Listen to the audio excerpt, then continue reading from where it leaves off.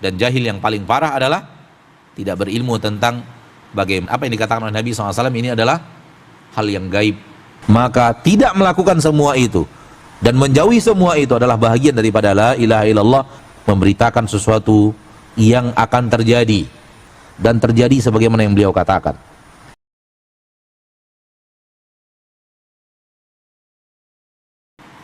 Lalu Nabi SAW mengatakan bahwa ini adalah permintaan kalian sama dengan permintaan Banu Israel, ij'al lana ilahan kama lahum aliha, qala innakum qaumun tajhalun. Tunjukkan untuk kita ilah yang diibadati sebagaimana mereka memiliki ilah. Qala Nabi, innakum qaumun tajhalun. Kalian adalah kaum yang bodoh, tidak berilmu, jahil. Dan jahil yang paling parah adalah tidak berilmu tentang bagaimana kita harus berhadapan dengan Allah. Bagaimana kita sebagai seorang hamba harus bermuamalah kepada Allah. Ini kejahilan yang paling jahil. Karena hak yang terbesar adalah hak Allah kepada kita, melebihi hak segala-galanya. Melebihi hak orang tua kita, melebihi hak anak kita, istri kita, suami kita, orang tua kita. Nabi Muhammad sallallahu alaihi wasallam melebihi hak Allah, melebihi hak Nabi Muhammad sallallahu alaihi wasallam. Namun seorang hamba kemudian tidak tahu bagaimana dia harus bermuamalah kepada Rabb-nya. Ini adalah kejahilan yang paling parah. Ya. Kemudian Nabi mengatakan, latar kabunna sanana man kana qablakum. Niscaya kalian akan melakukan sesuatu yang telah dilakukan oleh umat-umat sebelum kalian. Kalian akan melakukan kebiasaan orang-orang di luar agama Islam. Dan apa yang dikatakan oleh Nabi SAW ini adalah hal yang gaib. Kalian umat Islam ini akan melakukan hal yang dilakukan oleh orang-orang di luar agama Islam. Hal yang gaib, yang telah diwahyukan Allah kepada beliau bahwa itu akan terjadi dan terjadi. Dan lihatlah umat Islam zaman kita sekarang, hampir semua yang ada dan kebiasaan orang-orang di luar Islam mereka amalkan. Hampir semua pola hidup, kebiasaan hidup orang-orang di luar agama Islam menjadi sesuatu yang mereka anggap hal yang modern yang harus diikuti. Na'udzubillah, tsumma na'udzubillahi min dzalik. Ma'asyiral muslimin, kita baca petikan-petikan pelajaran sebagaimana biasa. Kita tidak syarahkan, hanya petikan pelajaran karena dia telah masuk di dalam bahagian syarah yang telah kita syarahkan. Fihi masail, di dalamnya ada beberapa pelajaran, petikan pelajaran. Yang pertama tafsir ayat An-Najm, tafsir surat Najm. Afara'aitumul Lata wal Uzza wa Manata tsalitsatal ukhra. Telah kita tafsirkan pada pertemuan yang lalu.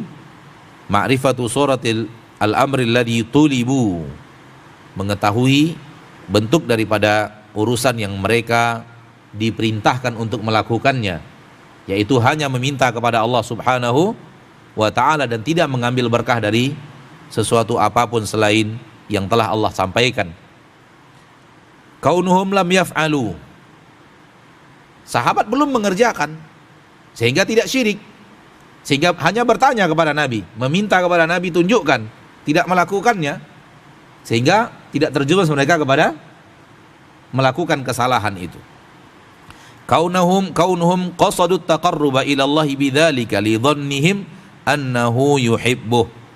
Mereka mengira bahwa mereka ingin untuk mendekatkan diri mereka kepada Allah dengan perbuatan itu, karena mereka mengira bahwa Allah mencintainya. Kebiasaan orang-orang yang di luar Islam, mereka mengira bahwa suatu itu dicintai dan terpuji sehingga mereka memintanya kepada Nabi SAW. Tujuan mereka untuk mendekatkan diri kepada Allah. Annahum idza jahilu hadza fa ghairuhum aula bil jahl. Mereka yang hidup bersama Nabi SAW tidak mengetahui itu, yang baru masuk Islam tentunya tidak mengetahui itu, yajhalu bidzalika, maka selain mereka lebih sangat mungkin untuk tidak mengetahuinya. Ini orang yang hidup bersama Nabi, yang hidup bersama para sahabat yang mulia, Abu Bakar, Umar, Utsman, hadir di saat itu. Tapi mereka, karena mereka baru masuk Islam, tidak mengetahui, maka yang lain generasi-generasi membuat perkara menjadi besar sehingga Nabi mengucapkan kalimat-kalimat besar dengan 3 perkara yang tadi disebutkan oleh Nabi sallallahu alaihi wasallam.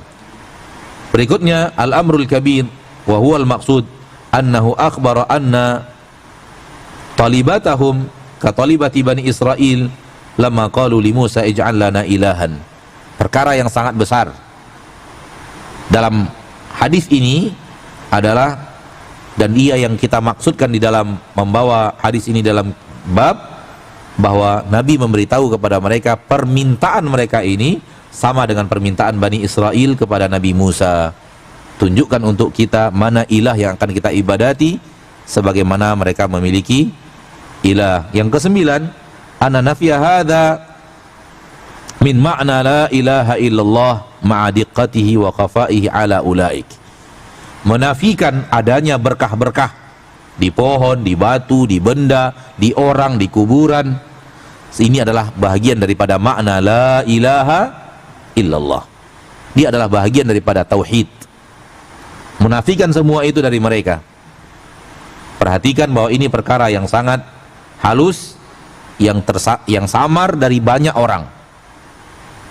Mereka tidak menganggap itu bukan bahagian daripada la ilaha illallah, sehingga mereka melakukannya dan tidak merasa melanggar la ilaha illallah. Boleh jadi dalam hal itu terjadi pelanggaran terhadap la ilaha illallah sehingga menghancurkan la ilaha illallah, sebagaimana yang kita bahas pada pertemuan-pertemuan sebelumnya, bahwa apabila meyakini bahwa bendanya yang mendatangkan berkah, benda itu yang memiliki kekuatan selain Allah, dia bisa begini, bisa begitu, dan dia sendiri yang melakukannya, maka itu sudah jatuh kepada syirik besar yang menafikan la ilaha illallah. Maka tidak melakukan semua itu dan menjauhi semua itu adalah bahagian daripada la ilaha illallah yang harus kita pertahankan sampai akhir hayat. Al-ashirah, yang ke-10, annahu halafun 'alal futya wa huwa la yahlifu illa li maslahah. Yang ke-10, Nabi bersumpah ketika akan memberikan fatwa, akan memberikan pelajaran agama. Nabi berkata tadi, walladzi nafsi biyadi, demi Allah yang jiwaku ada di tangannya. Nabi bersumpah, dan Nabi tidak bersumpah kecuali untuk sebuah maslahat. Bolehnya bersumpah untuk memberikan ilmu agama kepada seseorang. Yang berikutnya al-hadi asyar, yang ke-11, anna syirka fi akbar wa asghar li'annahum lam yartaddu bihadza. Bahwa syirik terbagi dua, ada yang besar, ada yang kecil, dan permintaan para sahabat kepada Nabi tidak membuat mereka keluar dari agama Islam. Qauluhum, yang ke-12, perkataan mereka, wa nahnu hudatsa'u ahdin bikufur, kami baru saja lepas daripada kekufuran, fihi anna ghairahum la yajhalu dzalik. Di dalamnya menunjukkan bahwa selain mereka, mereka mengetahui, tidak jahil terhadap masalah ini. Artinya sahabat-sahabat yang lama sudah tahu itu salah, itu tidak benar. Namun yang melakukannya adalah orang yang baru-baru masuk agama Islam karena mereka hudatsa'u ahdin bikufur. Yang ke-13, at-takbir inda ta'ajjub khilafan liman karihahu. Takbir ketika terheran-heran, walau dengan suatu yang buruk. Bolehnya bertakbir khilafan liman karihahu, menyelisih perkataan orang-orang yang tidak menyetujuinya. Kalau untuk orang yang buruk tak boleh. Namun kalau untuk hal yang sifatnya baik, boleh bertakbir. Tapi yang benar adalah boleh melihat yang buruk atau yang baik kita bertakbir, karena Nabi bertakbir ketika melihat hal yang buruk ditanyakan kepada beliau sallallahu alaihi wasallam. Ar-rabi'ah saddud dzara'i'. Yang ke Ar-rabi'ah ta'asyara, yang ke-14, menutup sesuatu yang bisa mendatangkan mudarat. Saddud dzari'ah maksudnya adalah menutup pintu-pintu datangnya mudarat. Al-khamisata asyara, yang ke-15, an-nahyu an tasyabuh bi ahlil jahiliyah. Larangan untuk menyerupai kaum jahiliyah. Larangan menyerupai kaum jahiliyah, dan itu jelas dalam bahasan kita tadi. As-sadisata asyara, yang ke-16, al-ghadabu 'inda ta'lim. Boleh marah sehingga mengucapkan kalimat-kalimat yang berat di dalam memberikan pelajaran. As-sabi'ata asyarah, yang ke-17, al-qa'idatul kulliyah liqaulihi innaha sunan. Ada sebuah kaidah, yaitu perbuatan umat-umat sebelum kalian, as-sunan, akan kalian lakukan. Naam. Ats-tsaminata asyrah anna hadza 'alamun min 'alamin nubuwah likaunihi waqa'a kama akhbar. Ini adalah tanda-tanda di antara tanda-tanda kenabian. Alamun min 'alamin nubuwah. Tanda-tanda di antara mukjizat, tanda-tanda kenabian Nabi SAW. Karena ini adalah memberitakan sesuatu yang akan terjadi. Kalian umat Islam akan mengikuti kebiasaan orang-orang di luar agama Islam, dan terjadi sebagaimana yang beliau katakan. Dan keyakinan kita umat Islam bukan karena Nabi tahu yang gaib, namun karena Nabi diberitahu tentang yang gaib oleh Allah. Ini keyakinan kita. Ini akidah Ahlussunnah. Bukan karena Nabi tahu yang gaib. Nabi tidak tahu yang gaib. Karena di dalam ayat Al-Quran Allah mengatakan, Nabi disuruh mengatakan kepada umatnya, wala a'lamul ghaib, aku tidak tahu yang gaib. Di dalam Al-Quran ada.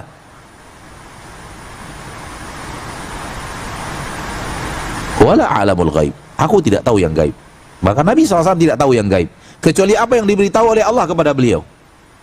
Dan beliau sampaikan kepada umat diantaranya ini. At-tasi'ata asyarah, yang ke-19, anna ma dhamma Allahu bihi al-yahud wan nasara fil Qur'an annahu lana.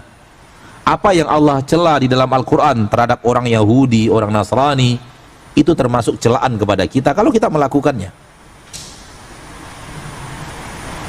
Maka celaannya tidak hanya kepada orang Yahudi dan Nasara, tapi siapapun yang melakukan seperti perbuatan mereka termasuk tercela. Yang ke-20, annahu mutaqarrirun indahum anna al-ibadat mabnaha 'alal amr. Sesuatu yang jelas di tengah para sahabat, sesuatu yang sangat dimaklumi oleh para sahabat, bahwa ibadat pondasinya adalah perintah dari Nabi. Maksudnya adalah para sahabat itu mengetahui kalau untuk beribadah nunggu perintah dulu, nunggu perintah baru beribadah. Kenapa? Karena mereka minta kepada Nabi. Ketika ingin beribadah mereka tidak sembarangan, mereka minta kepada Nabi. Menunjukkan bahwa mereka tahu dalam beribadah nunggu perintah dari Nabi. Fasara fihi tanbih ala masailil qabr, sehingga di dalamnya ada peringatan terhadap masalah kubur. Man rabbuk, siapa Rabbmu? Fawadih, ini suatu yang sangat jelas. Man nabiyuk, siapa nabimu? Famin ikhbarihi bi amba'il ghaib, berita-berita dari Nabi SAW tentang masalah-masalah gaib. Wa amma ma dinuk famin qawli ij'al lana ilahan kama lahum ailah ila akhiri. Maksudnya di dalam kalimat ini adalah di dalam masalah tadi yang kita bahas ada hubungan dengan pertanyaan dalam kubur. Bisa diambil di dalamnya pelajaran. Malaikat akan bertanya, man rabbuk, siapa yang kau ibadati? Maka peribadatan kepada selain Allah dilarang. Kemudian man nabiyuk, siapa nabimu? Nunggu perintah dari Nabi baru boleh berbuat. Madinuk, apa agamamu? Apakah kamu memerintahkan? Ternyata tidak. Nabi mengatakan bahwa ini adalah perbuatan orang-orang Banu Israel kepada Nabi Musa. Maka di dalamnya terdapat tiga hal yang menunjukkan kepada pertanyaan di alam kubur. Al-hadiyata wa ishrin, yang 21, anna sunnata ahlil kitab madmumatun ka sunnatil musyrikin. Kebiasaan orang-orang ahlil kitab adalah kebiasaan yang tercela sebagaimana kebiasaan orang musyrikin. Ya, tidak hanya orang musyrik yang bukan ahlul kitab, namun ahlul kitab pun Yahudi dan Nasrani, kebiasaan di tengah mereka juga merupakan hal yang tidak baik dan tercela. Berikutnya yang terakhir, annal muntaqil minal batil alladhi i'tadahu qalbuhu la yu'minu la yu'manu an yakuna fi qalbihi baqiyatun min tilkal adat. Bahwasanya orang yang baru pindah dari kebatilan menuju kebenaran, yang telah terbiasa hatinya dalam kebatilan itu, maka sangat kemungkinan di hatinya masih tersisa sesuatu dari kebiasaan-kebiasaan tersebut. Masih ada kemungkinan dan tidak aman dari terbebas. Di hatinya ada sisa-sisa dari kebiasaan ketika mereka berada di atas kebatilan, sebagaimana yang ada di dalam hadis tadi, liqaulihim karena mereka mengatakan wa nahnu hudatsa'u ahdin bikufur, dan kami adalah kaum yang baru saja berpisah daripada kekufuran. Ini yang bisa kita sampaikan pada kesempatan yang berbahagia ini, semoga bermanfaat.